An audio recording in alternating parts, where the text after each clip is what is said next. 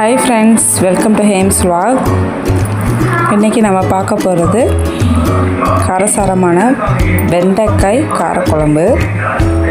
இது எப்படி செய்யலான்னு பார்க்கலாம். வெண்டைக்காய் நறுக்கி வச்சுருக்கேன், கொஞ்சோண்டு புளி, தக்காளி பேஸ்ட்டு, வெங்காயம், பெரிய வெங்காயம் 2 பேஸ்ட் பண்ணி வச்சுருக்கேன், தேங்காய் அரைச்சி வச்சுருக்கேன், சின்ன வெங்காயம் 4 பல்லு பூண்டு, ஒரு கொத்து கருவேப்பிலை. எண்ணெய் ஊற்றிக்கணும்.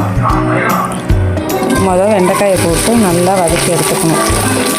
ஒரு 3 ஸ்பூன் எண்ணெய் விட்டு கடாயில் வெண்டைக்காயை நல்லா வதக்கணும். வதக்கி தனியாக எடுத்து வச்சுக்கணும்.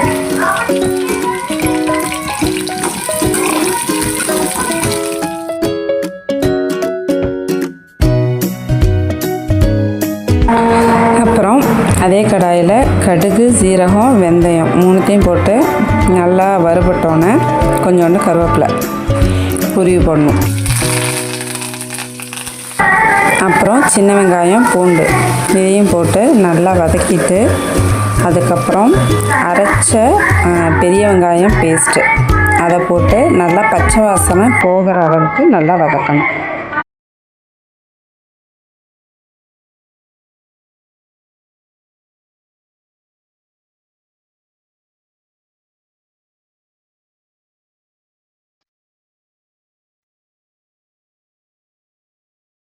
வெங்காயம் நல்லா வதங்கின பிறகு தக்காளியை ஆட் பண்ணணும். தக்காளி பேஸ்ட் அரைச்சி வச்சுருக்கோம்ல 2 தக்காளி, அதை ஆட் பண்ணி அதையும் நல்லா கொஞ்சோண்டு தண்ணி விட்டு நல்லா வதக்கணும். இந்த அளவு வதக்கிட்டு அதுக்கப்புறம் நம்ம மசாலா ஆட் பண்ணணும். மஞ்சத்தூள், மிளகாய்த்தூள் நான் ஒரு 1.5 ஸ்பூன் யூஸ் பண்ணுறேன். மல்லித்தூள் ஒரு 2 ஸ்பூனு. காரத்துக்கு ஏற்ற மாதிரி மிளகாய்த்தூள் நீங்கள் ஆட் பண்ணிக்கோங்க.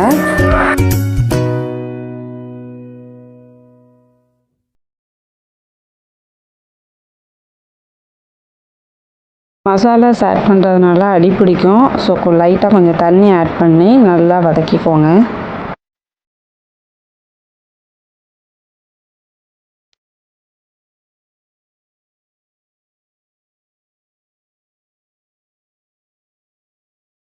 ஃபஸ்ட்டு நான் 1 ஸ்பூன் தான் மிளகாத்தூள் யூஸ் பண்ணேன். ஸோ 1/2 ஸ்பூன் எக்ஸ்ட்ரா ஆட் பண்ணிக்கிட்டேன். ஏன்னா காரம் பத்தலைன்னு சொல்லிவிட்டு பாப்பா சாப்பிட்றதுனால கம்மியாக தான் நான் ஆட் பண்ணியிருக்கேன். நீங்கள் கொஞ்சம் கூட ஆட் பண்ணிக்கோங்க.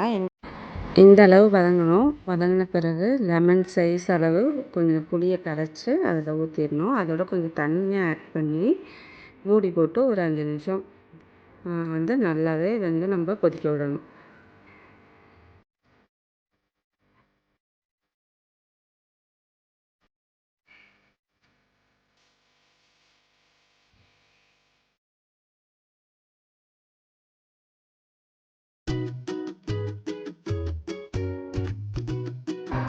இப்போ நம்ம மூடியை ஓப்பன் பண்ணி பார்க்கலாம்.